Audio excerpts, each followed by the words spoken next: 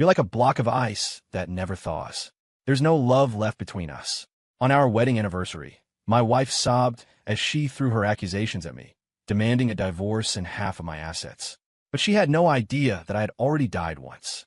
I died on a late, exhausted night, right after I'd finished paying off the last of her brother's $185,000 gambling debt. It was only after death that I saw the truth. She had been cheating on me with my best friend for a long time. They were already planning how to use my life insurance payout to move into the dream home I'd spent my life building. When I opened my eyes again, facing that tear-streaked face full of disappointment, I only felt a cold, biting irony. Fina, we could divorce. I agree. I slammed the bank statements and the loan recordings onto the table. A total of $185,000. Pay me back first, then we could talk about love. You want to use marriage to siphon my assets? You want to leave me penniless so you can run off with your true love? In this new life, my heart is cold, but my head is clear. This time, I'm going to make sure every traitor and parasite knows that my money comes with interest. It can make you rich, but it can also leave you with nothing. The air in the room was eerily quiet. The red wine was still decanting on the table, and the steaks were still sizzling in the pan. Sloane's face was still wet with tears, but her expression had frozen. She probably expected me to drop to my knees like a dog and beg her to stay, just like I did in my last life. Back then, I treated her like a goddess. I worked day and night, taking on every project possible just to support her family of leeches. While I was hospitalized with a bleeding ulcer, she didn't even call. The day I was discharged was today, our anniversary. The surprise she had waiting for me was a divorce settlement. Her reason was high-minded, irreconcilable differences, and a lack of passion. What a joke. I looked at her, my gaze steady. I reached into the drawer and pulled out a stack of pre-printed billing statements. Why'd you stop crying? I pushed the papers toward her, tapping them with my finger. Since you want to settle the emotional score, let's settle the financial one first. Sloane snapped out of her shock, her face flushing with rage. Caleb, what is wrong with you? I'm here, heartbroken, and you're talking to me about money? She grabbed the papers, ready to tear them up. I caught her wrist. I didn't use much force, but it was enough to keep her still. Don't bother.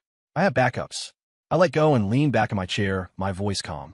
3 years ago, your brother Kyle put a guy in the ER. The $25,000 settlement? My credit card. 2 years ago, your dad got scammed by some health supplement pyramid scheme. I filled that $40,000 hole. Last year, you said you wanted to open a boutique. The shop went under, and I paid off the $60,000 you owed suppliers. Sloane's face went from red to a sickly pale. We're married. My money is your money, and yours is mine, she shouted back, full of righteous indignation. Typical parasite logic. In my last life, I was brainwashed by that logic. I thought being a man meant carrying the burden for everyone. It ended with me dead and my family destroyed. I tapped my phone screen, pulling up a few screenshots. Marital assets are for living, not for filling the bottomless pit of your family's failures. And last month, Kyle lost his shirt in Atlantic City. He called you crying in the middle of the night to save his life. That's $60,000 you Venmo'd him? That was the down payment for our new house. All told, it's $185,000. I looked her straight in the eye. Sloane, since you're the one who diverted those funds, you're paying it back before we talk divorce. And I'm charging interest. Sloane stood up, so fast her chair screeched against the hardwood floor. You're crazy, Caleb. Are you trying to kill me? If you keep this up, I won't divorce you. We'll see who can hold out longer. She started throwing a tantrum, slamming her wine glass onto the floor. Shards of glass flew everywhere, and the red wine pooled like blood. In the past, I would have rushed to comfort her, terrified she'd cut herself. Now I just found her noisy. That's fine too, I said, slowly tucking the bills away. I'll just file a fraud report against Kyle, and I'll make a little trip to your office. I'm sure your boss would love to hear how project manager Sloane Miller is using her husband's money to support her side piece. Sloane's pupils shrank. What? What are you talking about? What side piece? She was panicking. In my last life, she had kept her affair with Justin Harris a total secret. I didn't find out until the moment before I died. Those two had been together for years. Justin had even been the one who set Kyle up to lose that money in Atlantic City. Those two vultures had picked me clean and were ready to step over my corpse to move up in the world. I stood up, taking a step toward her. Don't think I don't know why you're in such a rush to divorce. Justin's new condo is finished, isn't it? Just waiting for the new lady of the house to move in. Sloane backed away, hitting the sideboard. A vase wobbled on the edge. You're lying, she stammered, fumbling for her phone. I'm calling Justin. You've lost your mind. You're slandering me. I made a go-ahead gesture. Call him. I'd love to catch up with him myself. As I watched her frantically dial, the rage I'd carried across 2 lifetimes finally found a vent. This was just the beginning. I was getting every cent of that $185,000 back. And maybe I'd take a piece of their lives to settle the rest. The call was answered almost instantly. Sloane put it on speaker, her voice thick with fake tears. "Justin, come over here right now. Caleb has gone crazy. He's threatening me. He's saying horrible things about us." I heard the screech of tires over the phone. Apparently, Justin was already nearby. Had they already picked out the place to celebrate the divorce? Less than 10 minutes later, the doorbell was being pounded like a drum. I walked over and opened it. Justin rushed in, sweating and looking like a man on a mission of justice. "Caleb, we can talk this out. What kind of man bullies a woman?" He stepped in front of Sloane immediately, playing the knight in shining armor, protecting a damsel in distress. Sloane hid behind him, sobbing even harder. "He wants all the money he spent on my family back, Justin. With interest. It's over 100,000. He's trying to ruin us." Justin blinked, then frowned, turning to me. "Caleb, man, this isn't like you." He reached out to put a hand on my shoulder, but I stepped aside. His hand hung in the air for a second before he pulled it back, looking awkward. "We've been brothers for years. Sloane's been with you for 3 years. Even if the spark is gone, shouldn't we end things with some dignity? Bringing money into it just ruins the memories." The same old scripts. He'd used the exact same words on me in my last life. Be a man, be generous, don't sweat the small stuff with a woman. And then, behind my back, he'd laughed about what a sucker I was. I looked at his hypocritical face and felt a surge of nausea. Ruins the memories? I let out a cold laugh. Even real brothers settle their debts. Besides, where are we exactly? And it's not exactly a small amount of money. Justin sighed, looking disappointed in me. "Caleb, I get it. You're hurt, but your career is taking off. This money isn't a big deal to you. Sloane's a woman. Where is she supposed to get nearly $200,000? If you're short on cash, I've got a little saved up. I can loan you some to get you through." He was setting a trap. He wanted me to feel embarrassed to ask for the money, using friendship to take me hostage. In the past, I would have taken the out just to avoid the confrontation. But now, sure, I nodded. Both Justin and Sloane froze, surprised I'd agreed so easily. A glint of triumph flashed in Justin's eyes. "See? That's my man. We're brothers, since you're so eager to help." I cut him off, pulling out my phone and bringing up my Venmo QR code. "Why don't you pay off Sloane's $185,000 debt right now? Venmo or Zelle?" The air froze again. Justin's smile turned into a grimace that looked more like he was crying. "Caleb, you're joking, right? 200 grand? I don't have that kind of cash sitting around. Didn't you say Sloane was like a sister to you? You won't help her with this little bit." I pressured him, stepping closer. "And what about the time Kyle lost that money at your poker game? You told me you'd cover him and let him pay you back slowly. How did that end up coming out of my pocket?" Justin's face went pale, his eyes darting around. Sloane looked up at him sharply. "What game? You said you'd cover it." That was the trigger. When Kyle lost that money, Justin had promised to help, but then he manipulated me into covering the emergency. He played the hero to Sloane, telling her I was the one refusing to help and that he'd had to beg me to pay it. He was playing both sides. I watched Justin's face drain of color and delivered the final blow. "Stop the act, Justin. Over the last 3 years, you've taken quite a few kickbacks from me under the guise of setting up projects, haven't you? Add in all those small loans you never paid back, and we're looking at another 30 or 40,000. Since we're settling accounts today, let's clear it all up with interest." Justin was fully panicking now. "Caleb, don't you dare lie. Those are legitimate business expenses you gave me." "Business expenses?" I pulled a digital voice recorder out of my pocket. It was the first thing I'd prepared when I woke up. In my last life, I had a habit of recording important business meetings. I'd accidentally caught a few private conversations with Justin back then, too. I hit play. After some static, Justin's drunken voice filled the room. "Don't worry, Caleb. This is just a loan. I'll pay you back double when the deal closes. Sloane doesn't know a thing about business. Just tell her it's for work." The voice was crystal clear. Sloane's face went white as a sheet, staring at Justin in disbelief. "You lied to me? You told me you begged Caleb to help my brother." Justin was speechless, sweat pouring down his face. "Sloane, baby, listen. I was drunk. I was just talking nonsense." "Nonsense my ass." I clicked off the recorder and shoved the QR code at his face. "Either pay her debt right now, or this recording goes to your boss and the company Slack. Take your pick." Justin grit his teeth, glaring at me with pure venom. "Caleb, you're really going to be this cold-blooded?" "Cold-blooded?" I laughed, the most genuine laugh I'd had in years. "Compared to what you two have done, I'm an amateur. I'm giving you 3 days. If the money isn't in my account by then, the lawsuit will be on your doorstep. I walked to the door and pulled it wide open. Now, get out. The door hadn't been closed for 5 minutes before my phone started vibrating like crazy. I didn't even have to look to know that Sloan had called in the reinforcements. Sure enough, shouting echoed in the hallway shortly after. Before I could even sit down, the door was being hammered. "Caleb, you ungrateful prick. Open this door right now." That trademark screech belonged to my wonderful mother-in-law, Martha Vance. I calmly opened the door. A small army was standing there. Martha, my father-in-law Richard, and the deadbeat brother Kyle. The whole gang was here. Sloan was hiding behind them, her eyes red and puffy from her recent report. The moment Martha saw me, she threw her grocery bag on the floor, not caring if the eggs shattered. She plopped down right on my welcome mat and started wailing. "Oh Lord, my life is so hard. I gave my daughter to this snake. He used us, lived off us, and now he's stabbing us in the back. $200,000. You're trying to kill this whole family." The motion sensor lights in the hallway flickered on and off with her screaming. Neighbors were peeking out, whispering. Richard, looking solemn with his hands behind his back, walked in with the air of a patriarch. "Caleb, haven't you had enough?" he said. "Couples fight. It's natural. Why bring money into it? It's vulgar. Tear up that agreement right now, apologize to Sloan, and we can put this behind us." He spoke as if he were doing me a favor. Kyle was even worse, chewing gum and leaning his muddy sneaker against my designer leather sofa. "Yeah, man, look at yourself. You're lucky my sister stayed with you this long. So what if she spent some of your money?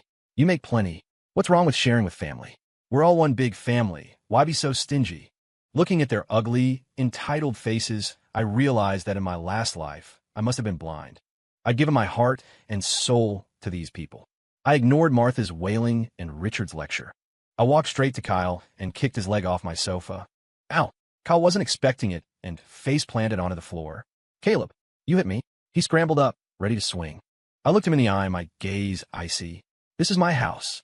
This sofa cost $6,000. You break it, you pay for it." Kyle flinched, intimidated by the look in my eyes. He didn't move. Richard's face turned purple with rage. "You've gone too far. You're hitting your brother-in-law now? Caleb, I see you really don't want this marriage to work." "I really don't," I said, looking at each of them. "Since you're all here, let me make this clear. That $185,000 isn't just Sloan's debt. It's yours too. I paid Kyle's gambling debts. I covered Dad's scam.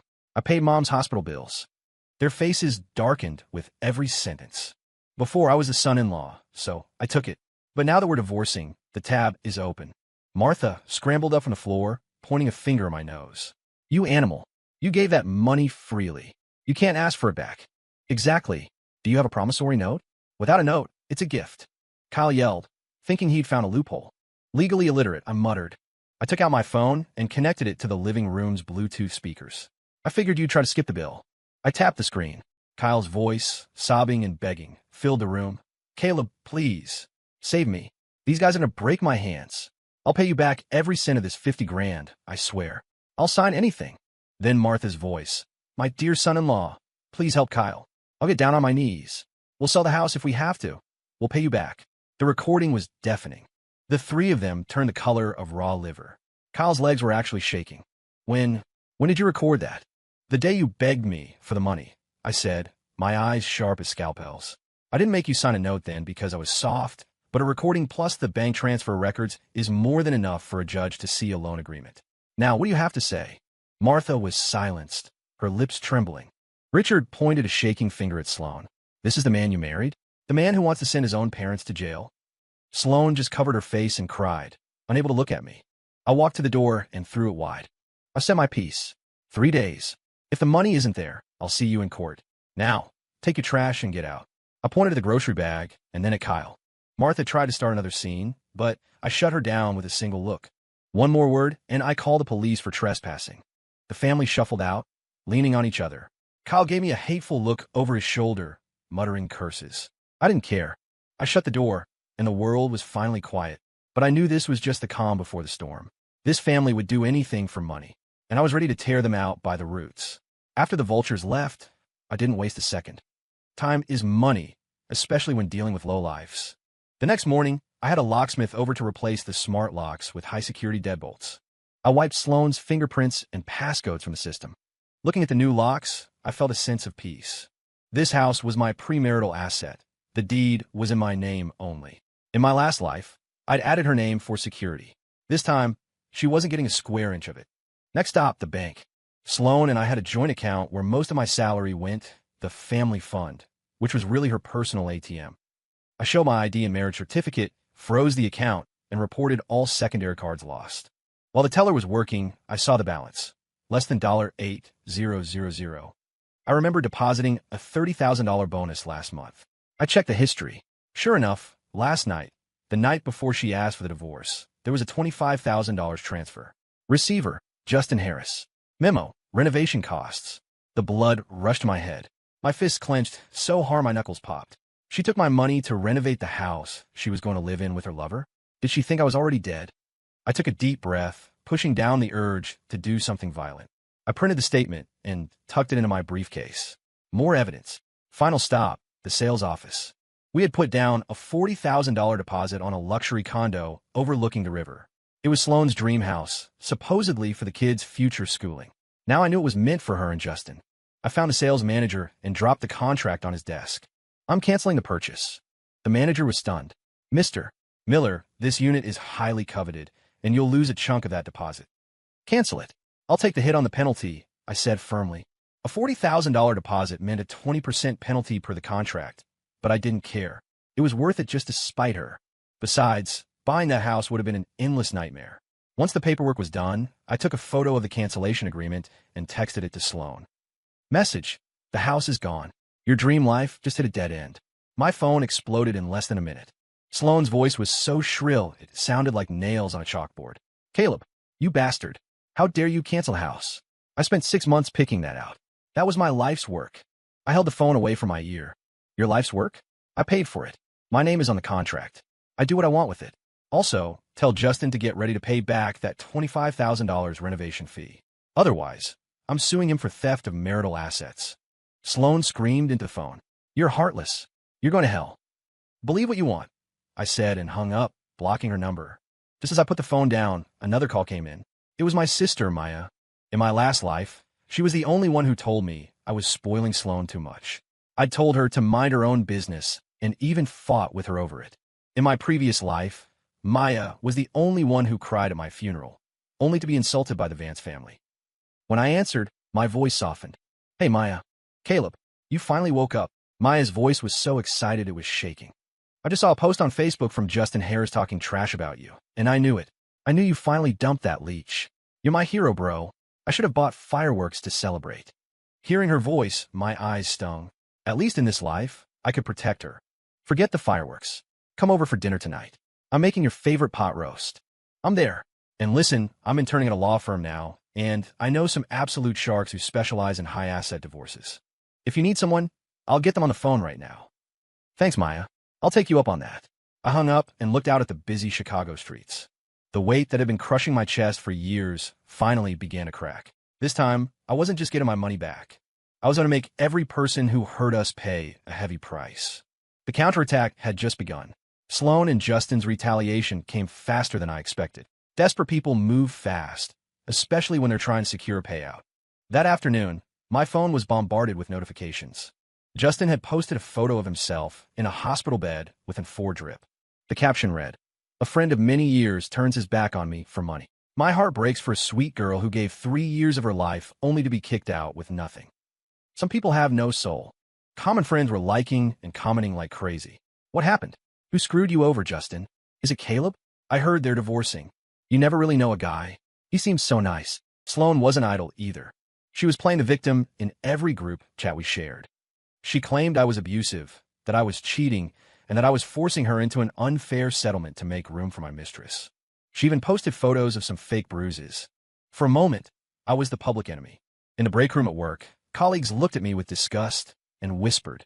I never would have guessed Caleb was that kind of guy. Typical tech bro. Gets a little money and turns into a monster. Someone even stuck a scumbag post-it note on my monitor. I looked at all of it with total indifference. I almost wanted to laugh. This kind of low-tier character assassination only works on people who don't have the facts. The higher they climbed on their soapbox, the harder they'd fall. I didn't rush to defend myself. Instead, I sat at my laptop and organized my evidence. Bank transfers, chat screenshots, recordings. I even had a transcript of Justin's lone confession. I compiled it all into a PDF titled The Truth. Then I contacted the lawyer Maya recommended. An hour later, a formal cease and desist with a firm's red seal was in my inbox. It was simple, a demand for the $185,000 debt from the Van Cess and a defamation warning for Justin. I posted the lawyer's letter along with the Truth PDF directly into our college alumni group and the company-wide Slack channel. My message: I didn't want to make my private life public, but since some people insist on lying, I'll let the evidence speak. This is in the hands of my lawyers now. Stop the rumors or join the lawsuit. The groups exploded. People who were just siding with Justin went silent the moment they opened that PDF. The tide turned like a hurricane. Holy crap, $185,000? They treated Caleb like a walking ATM. These transfer records are insane. He even paid for the brothers' gambling debts. That recording of Justin is disgusting. He was skimming off the top and trying to move in on his friend's wife. Where are all the people who were trashing Caleb 10 minutes ago? Step up. Colleagues who had been whispering now looked at me with sympathy and a bit of awe. Nobody wants to mess with a guy who keeps receipts like that. Justin went radio silent in the groups, but my private DMs were a different story. Justin, Caleb, you're insane. You're trying to ruin me. Justin, delete that. We're in the same industry. You're killing my reputation. Justin, I'm warning you, don't push me. I replied with one word. Try me. Soon, HR called me in. I laid the evidence out on the table. The HR director looked through it, his face grim. He patted my shoulder. Caleb, your private life is yours, but Justin Harris using company-related projects to take kickbacks? We have zero tolerance for that. We're launching an internal audit. That was exactly what I wanted. Reputation is a double-edged sword. Since they wanted to use it to kill me, they shouldn't complain when I use it to gut them. That night, I got a text from Maya. Caleb, that was amazing. Sloane's friends are all DMing me, asking if it's true. Ha ha ha. They're all terrified she's going to ask them for money now. They're ghosting her faster than a bad date. I looked at the screen and finally let out a real smile. Real friends show up when you're down. Fake circles burn to ash at the first sign of a financial fire. Sloane, Justin, we're just getting started. The best part hasn't even happened yet. The failure of their social media campaign was the first domino to fall. Over the next few days, life for the Van Cess became a nightmare. The lawyers' letters weren't just for show. The court summons actually arrived. My application to freeze their assets was approved. Kyle's beat-up BMW, which he used to act like a big shot, was towed. Martha's pension account was flagged. Even Sloane's designer bags were restricted from resale. The family was in a total panic. To them, being broke was worse than being dead. They started calling Justin frantically. I heard from a friend at the carrier that Sloane called him over 50 times in one day. His pickup rate? 0. Justin was drowning. The company audit was a disaster for him. He had dozens of discrepancies he couldn't explain. He was suspended pending an investigation and was looking at potential criminal charges for embezzlement. He didn't have the time or the money to deal with Sloane's mess. Their true love had evaporated under the weight of a few legal documents. But I didn't expect Sloane to come crawling back. I was leaving the office when she cornered me in the parking garage. She looked terrible, haggard, messy hair, deep bags under her eyes. She was wearing an old trench coat I'd bought her years ago when we first started dating. I guess the designer stuff had already been pawned. Caleb, she said, her voice raspy and desperate. Can we talk? I paused at my car door and looked at her. Talk about what? The progress on your repayment. Sloane bit her lip, tears welling up on cue. Does it have to be like this? We used to be so good together. Justin is a monster. He lied to me. He said he'd help pay the debt, and now he won't even answer his phone. I realize now that you're the only one who ever truly loved me. She stepped forward, reaching for my sleeve. Caleb, I was wrong. Let's not divorce. Let's start over, okay? I'll change, I swear. I'll be a good wife. Looking at her, I didn't feel a spark of pity. I felt disgusted. This was her love. When I had money, I was an ATM. When she was in trouble, I was a harbor. Now that the trash can she'd jumped into was full, she wanted to come back to the recycling bin. I pulled my arm away. Start over. I laughed. Sloane, is there water where your brain should be? Do you really think you can cry, say sorry, and I'll just take you back like a grateful puppy? Dream on. Sloane froze, her tears hanging on her lashes. You, how can you be so cold? Cold. I stepped closer, my eyes burning. When you took my life savings to pay for your brother's gambling, were you thinking about me? When you were in Justin's bed while I was working double shifts, were you thinking about me? You want to talk about love now? It's too late. Go tell Justin that hiding won't help him. And tell your family to start selling their organs if they have to, because I want every cent back. If $1 is missing, Kyle goes to prison. I got into my car and started the engine. In the rearview mirror, I saw Sloane collapse onto the pavement, her face in her hands, her shoulders shaking. She looked like a stray dog, but I knew she wasn't crying for me. She was crying because she'd run out of exits. She brought this on herself. As I drove out of the garage and into the city lights, I turned on the radio and blasted some high-energy rock. I never felt so light. The suffocating feeling of being a host for those parasites was finally gone. The thrill of revenge was 1,000 times better than the grace I'd practiced in my last life. The day before the hearing, the Van Cess were clearly at the end of their rope. I didn't think they'd have the guts for one last pity play, but they proved me wrong. This time, it wasn't just Sloane. It was the whole circus. On my way out of work, they blocked the entrance to the building. Martha was pushing Richard in a wheelchair. Lord knows where they got it. He'd been fine the day before. Kyle was trailing behind them, looking ashamed, holding a Tupperware container. Sloane was in the front, holding a thermos. The scene was so dramatic that people leaving the office were stopping to stare. "Caleb, my dear son." Martha tried to drop to her knees, but I stepped back quickly. "I'm begging you. Please have mercy. Your father is so sick from the stress, he can't even speak." Richard obliged by drooping his mouth and making some faint ugh noises. It was some of the worst acting I'd ever seen. Sloane stepped forward and opened the thermos. The smell of chicken soup wafted out. "Caleb, I made your favorite soup. I spent all afternoon on it. I know I was selfish, but please, think of my parents' health. Drop the suit. We'll pay you back in installments. Just don't take the house." People around us started whispering. It's hard to look like the good guy when you're bullying a family with a sick old man. I looked at that soup and felt like gagging. In my last life, when I was hospitalized with a bleeding ulcer and begged for a hot meal, she said she was too busy. Then she'd go make a gourmet bento box for Justin. I didn't take the thermos. I took out a handkerchief and slowly wiped my hands. "Nice show. Keep going." I looked around at the crowd. "Everyone, take a good look. This is what happens when you try to hold people accountable for their debts. When they want the money, they're your best friend. When it's time to pay, they bring out the wheelchair." "Hey, Richard." I pointed at the man in the chair. "I saw you smoking on the corner 10 minutes ago, walking just fine. How'd you get paralyzed so fast?" Richard's face turned bright red, and he instinctively tucked his hand back into his lap to hide his cigarettes. The crowd started laughing. The lie was so thin it was embarrassing. I turned to Sloane. "And the soup." I grabbed the thermos and tipped it over. The soup splashed onto the pavement, steaming in the cold air. "Don't ever try to feed me again. When you were making this, you weren't thinking of me. You were thinking of how to save your skin. You're pathetic." Sloane screamed, looking at the wasted soup, then glared at me with pure hatred. "Caleb, you prick. We're begging you. What more do you want?" The mask was off. This was the real Sloane. "What do I want?" I leaned in, whispering so only she could hear. "I want to watch your family fall from the sky and land in the mud. I want to watch you all turn on each other for a crust of bread, just like you did to me in my last life." Sloane shivered, looking at me with terror. "Last life? You're crazy." I stood up straight. "See you in court tomorrow. Don't be late." I walked back into the building without looking back. Behind me, Martha was cursing and Sloane was wailing, but it was music to my ears. This was their final struggle. Tomorrow, the law would finish what I started. The courtroom was cold and solemn. In the defendant's box, the Van Cess looked like wilted vegetables. Even Justin was there, subpoenaed as a witness. He was wearing a cheap, ill-fitting suit, looking 10 years older than me. When he saw me, his eyes were full of spite, but mostly fear. The trial was smoother than I'd hoped. My lawyer was an absolute shark. Evidence was projected on the big screens.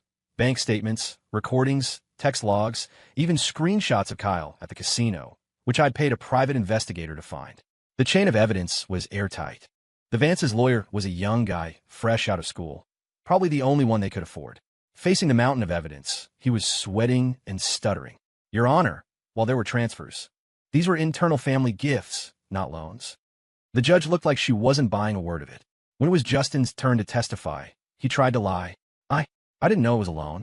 Caleb gave it to me voluntarily." My lawyer hit play on the recording. "Don't worry, Caleb, this is just a loan." The judge slammed her gavel, warning him about the penalties for perjury. Justin's legs gave out, and he nearly collapsed. "I'll tell the truth. I'll tell the truth. Sloane told me to say that. She said if I didn't admit it, Caleb couldn't win. It wasn't my idea." The room descended into chaos as Sloane stood up and started screaming at Justin. "You coward. It was your plan. You said Caleb was a sucker, and we'd bleed him dry before we left town. Order. Order in the court." I sat in the plaintiff's seat, watching them tear each other apart like a spectator at a movie. I'd waited 2 lifetimes for this. Without the veneer of love and family, they were just ugly, desperate people. The verdict was final. The court ruled that the $185,000 was indeed a series of loans. Sloan and Kyle were ordered to pay back the principal plus interest within 30 days. The judge rejected the gift defense entirely.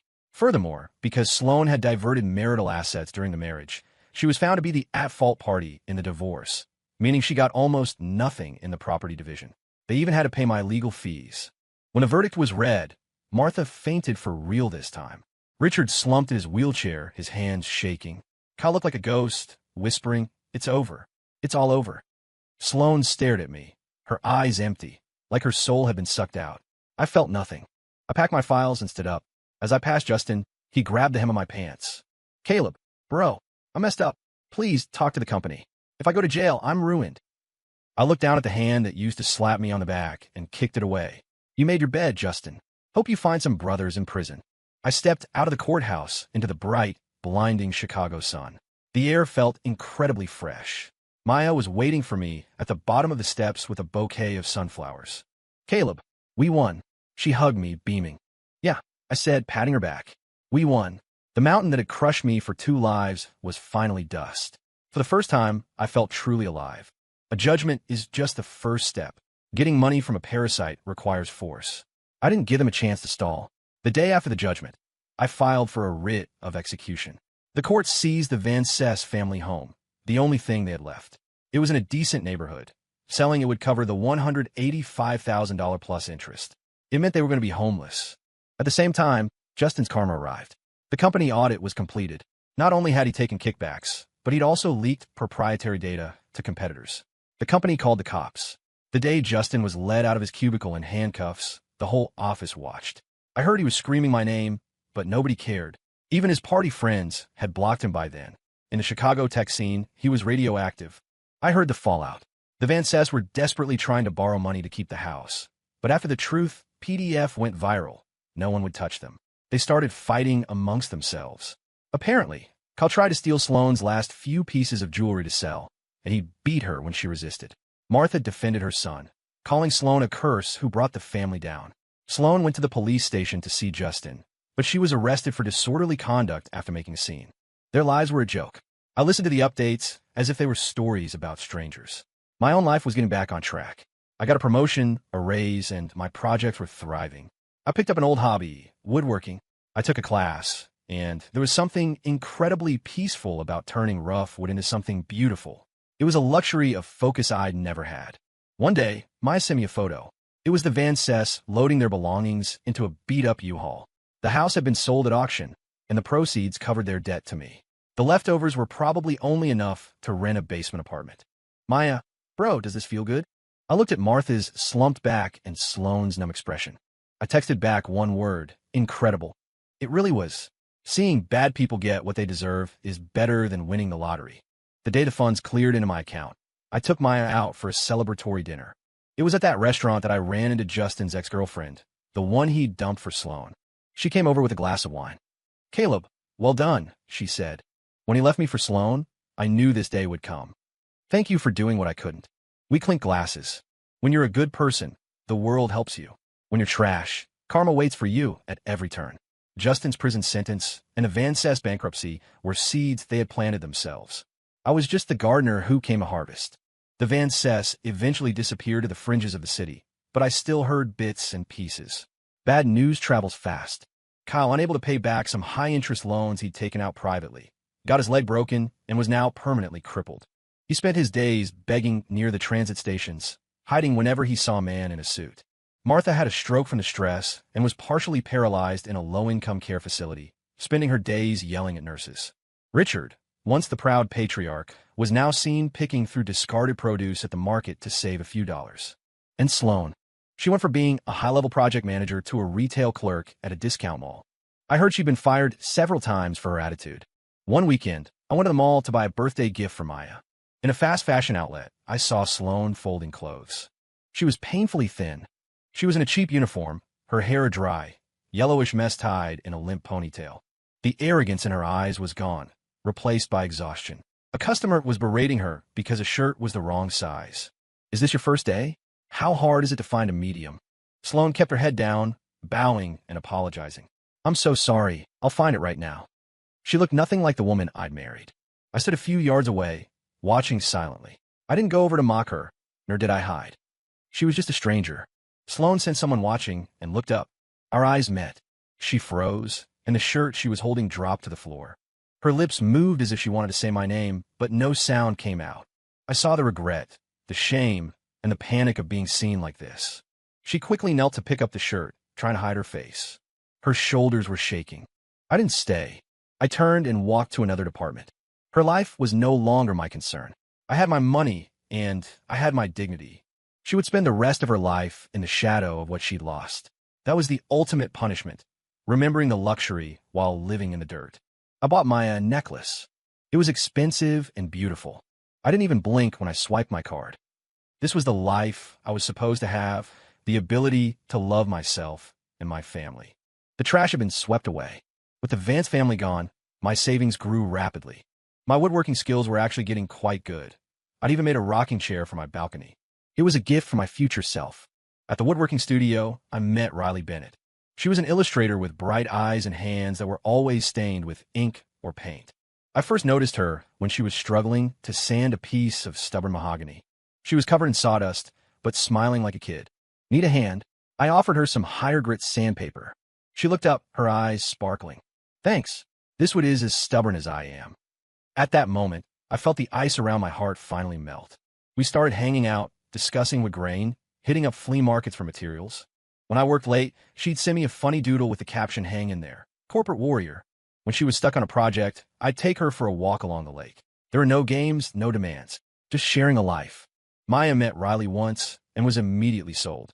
Caleb, she's the one. Clear eyes, warm smile. She's perfect for you. She's the anti-Sloane. I laughed and swatted her head. We're just friends, Maya. Yeah, okay. We'll see. She was right. One Sunday afternoon, we were in the studio. The sun was streaming through the windows, dust motes dancing in the light. Riley was focused on painting a small wooden horse. I looked at her profile and felt a spark I hadn't felt in years. Riley, yeah. She turned, a smudge of red paint on her nose. She looked like a curious fawn. When we're done here, let's grab dinner. Sure. What are we having? You pick. She smiled, her eyes crinkling. Tacos. The spicy kind that make your eyes water. Deal. I felt truly alive again.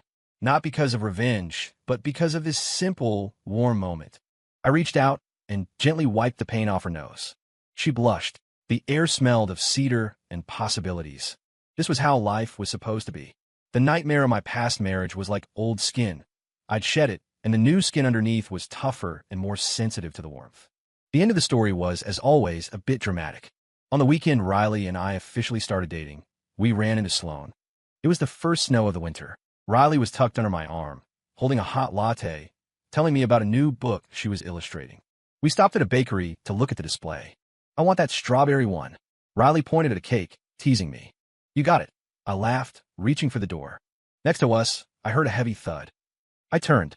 Sloane was standing there, a stack of flyers scattered at her feet. She was wearing a heavy, oversized mascot costume, but she'd taken the head off to breathe.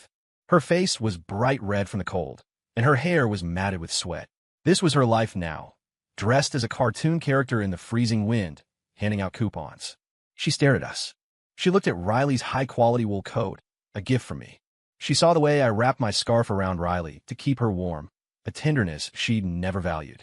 Her eyes were a kaleidoscope of shock, jealousy, and total despair. She opened her mouth to speak. I looked at her, but this time, there wasn't even a ripple of emotion in my heart. No hat, no piti. She was just a dead tree by the side of the road. I realized then that I had truly moved on. The most complete revenge isn't hatred. It's when the other person ceases to matter at all. I looked away as if she weren't there. I turned to Riley and said softly, "It's cold out here. Let's go inside." Riley didn't know who the woman was. She just looked at her curiously. That poor girl looks exhausted. Yeah, everyone pays for the choices they make, I said quietly, opening the door. The bell chimed as we stepped into the warmth, leaving the cold wind and that broken figure behind. I didn't look back. Through the glass, I could see Sloane still standing there like an ice sculpture. But it didn't matter. My hand was holding another, warmer hand. The strawberry cake on the table was bright red and sweet. "Caleb, try this. It's amazing." Riley fed me a spoonful. Yeah, I said. It's really sweet. Outside, the snow fell, covering the city and burying the past. My winter was over. My spring had finally arrived. Story complete.